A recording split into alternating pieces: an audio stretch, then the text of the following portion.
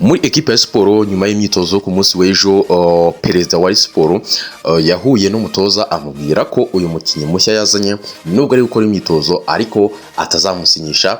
Ikindi muri ekipe ya Rayon Sport nuko umutoza nawe yateruye aragira ati mugure abandi bakinnyi batatu cyangwa se batanu. Ese icyo ngiye kubwira abakunzi siporo kuko umutoza yavuze ko hari imyanya nk'itanu akeneyeho abakinnyi bashya, umutoza akakunda abakinnyi bashya. Icyo nje kubwira abakunzi siporo, ese kuko bahuye baganira kuri uyu mukinnyi waje perezida wa siporo atabizi, baraganira bari kureba ese Rayon Sport irasubira ku isoko rirabura iminsi ngahe 4. Icyo ngiye kubwira abakunzi siporo, ngiye kubwira umwanzuro wafatiwe aho ngaho, kubera ko umutoza we avuga ko atanyuzwe, ariko turaza kureba kuri uyu mukinnyi nimero 6 yazanye gahunda ze muri ekipe ya siporo, kubera ko amaze gukora imyitozo inshuro 2. Perezida wa siporo yagize icyo amuvugaho, ndaza kubikomozaho. N'umutoza nawe ari kwifuza abakinnyi bashya. Isoko ry'igura n'igurisha rirabura iminsi ngahe 4. Ubwo byasaba umukinnyi ufite release letter niwe mukinnyi wasinya Rayon Sport. Ariko na Shadrack nawe ndamukomozaho gato, nawe ndamukomozaho gato. Bingi Bero nawe ndamukomozaho cyane. So rero ngira ngo reka nangire gake. Umutoza mbere na mbere, nubwo Rayon Sport igiye gutandukana na Nsabimana Aimable, ariko umutoza we aramwifuza. Umutoza avuga ko Nsabimana Aimable ari umwe mu bakinnyi akunda cyane.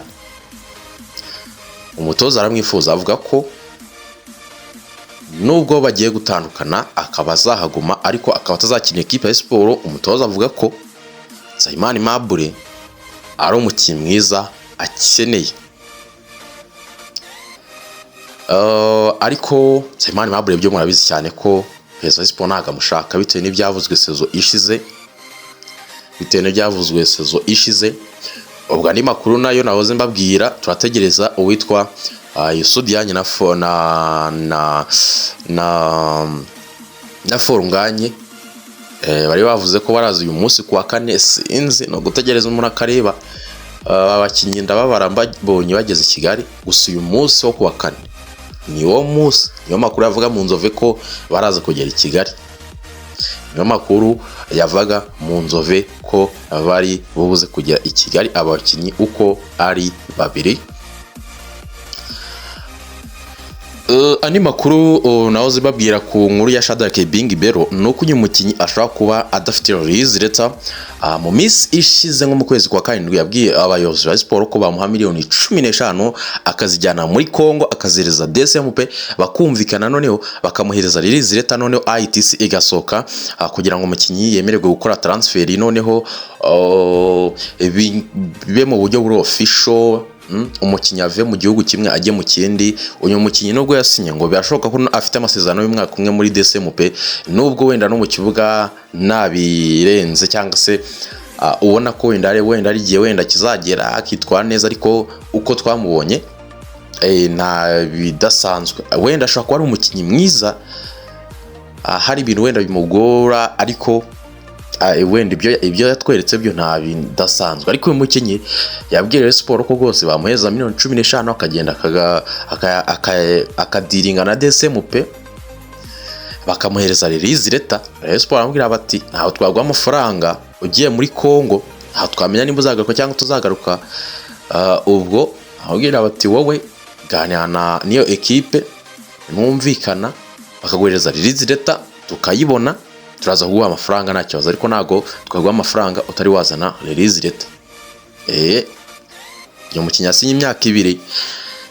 So rero sinzi wenda nimba ari byo, ariko uyu mukinnyi ku makuru amuvaho ava no mu yozo ya siporo uko rwose ashobora kuba yaragifite amasezerano y'umwaka umwe muri DSMP. So andi makuru rero muri ekipe ya Rayon Sport kanjye ku nkuru nyamukuru ziremereye cyane. nawe mbabwira ko uyu mukinnyi mushya waje gukora test w'umunya Nigeria yaje muri test Peza Sport atabizi, aho yabajije Eric Irambo nawe ati se uyu mukinnyi bimeze bite ko muno uyu mukinnyi ari mushya byagenze bite, agiye kubona abona ari gufunga Godio, agiye kwinjira mu kibuga aribaza ati se uyu mukinnyi yavuye he, abaza bagiye batandukanye ba muri Rayon Sport, abagabo bakomeye ba muri bodi, ati uyu mukinnyi se wabuzi uko byagenze, ati reka reka avuga ati rero ndabaza neza, abaza umutoza, abajije abari hafi y'umutoza amubwira ko ari umutoza wamuzanye. Peza Sport avuga ati ngo akasa gasuzuguro kuzana umukinnyi ari njye uzamusinyisha natabizi. Byarongeye biramurakaza nyuma yuko yigeze kuzana Mohamed Sheri na Ryan na Karamoko, aba bakinnyi bose baje Peza Sport atabizi, akajya babona mu nzove ariko atazi ko baje. Avata akana gasuzuguro uyu mutoza arimo arahangana nanjye. Aho ati rero uyu mukinnyi nashaka bari Dikirani Rice, nashaka bari Casemiro, ntashobora gusinyira ikipe ya Sport. Umutoza namubwira ati si uyu nguyu gusa, ahubwo najya unanga ubutumwa mbereke ko abakinnyi bari kuri 6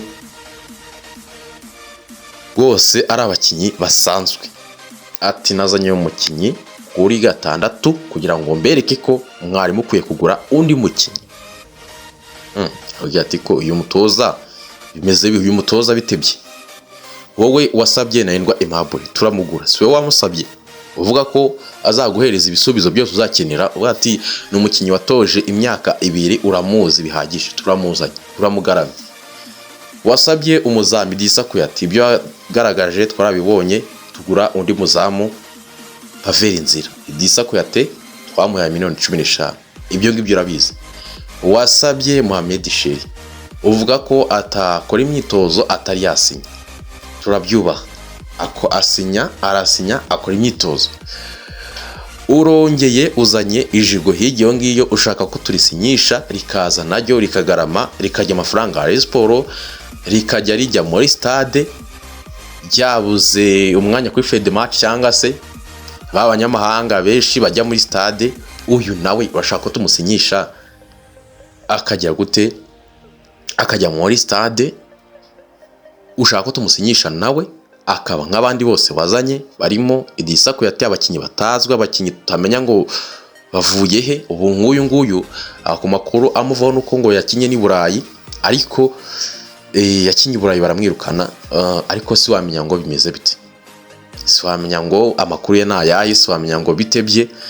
Umutoza rero arahwira bati se wa mutoza we ushaka kongera kuzana undi mukinnyi. Avuga ati wowe nimba ushaka n'abandi bakinnyi ndaje n'abakinnyi bagaruke, nimba ushaka n'abandi bakinnyi nitwe twabakugurira, ushaka kugira mu ruhare tukagura umukinnyi tuza ahantu avuye. Ariko umukinnyi nk'uyu nguyu equipe ya Sport ahantu tugeze ntabwo twe tugiye gukoresha test. Bamaze iminsi bakora inama zigiye zitandukanye bareba uburyo bajya baguramo abakinnyi mu buryo bwiza, bagashiraho urwego rushinzwe scouting rushinzwe kugura abakinnyi. Umutoza nawe arimo araza abivanga akazanamo ibintu bya test. Sinzi uyu mukinnyi ashobora kuba ari mwiza cyangwa se gusa icyo umutoza yabwiye abayobozi Sport yabwiye ati mureke umukinnyi akomeza akora imyitozo, kubera ko n'ubundi aramutse wenda yitwaye neza bidasanzwe, wenda bitewe n'indeshyo ye, kubera ko uyu mukinnyi na equipe wenda arafite kumusinyisha biroroshye. Ariko umutoza yabwiye ati mureke akomeza akora imyitozo turebe ko hari ikintu yagaragaza mu myitozo. Icyo kintu yakibasabye, ariko Peza Sport ntago niteguye kumusinyisha. So rero ni bamabwire ati bakoze inama bareba uko bajya bagura abakinnyi mu buryo bwiza butuma batagura abakinnyi b'imfube. Umutoza nawe arimo arazana test, kandi shampiyona iregereje, agakwiye gukoresha abakinnyi bahari, akagira gute akabamenya, akabashakamo izindi karita. Bamubwira ati wowe nkaho wahinduye systeme urimo uracyagwana no gushaka abandi bakinnyi. Avuga ati wowe umutoza akunda abakinnyi bashya, sinzi wasanga na manza nawe bajyamo amafaranga, kubera ko uyu nawe ubwo arashaka kumusinyisha nawe nta muntu n'umwe uzanakina. Perezida cyangwa ati rwose uyu mukinnyi ati uyu mukinnyi koresha imyitozo, ibyo ntabwo bindeba, ariko kumusinyisha amafaranga ya siporo agasohoka tukayamuhereza agafata ikaramu agasinyira Rayon Sport, yamusetse cyane. So rero umutoza ntabwo yagenderaho, yamubwiye ati rero shaka abakinnyi bari hagati ya 3 na 5. Uwa mbere yababwiye ngo Aimable mwanze ko azakina ikipe ya siporo ariko nari mukeneye.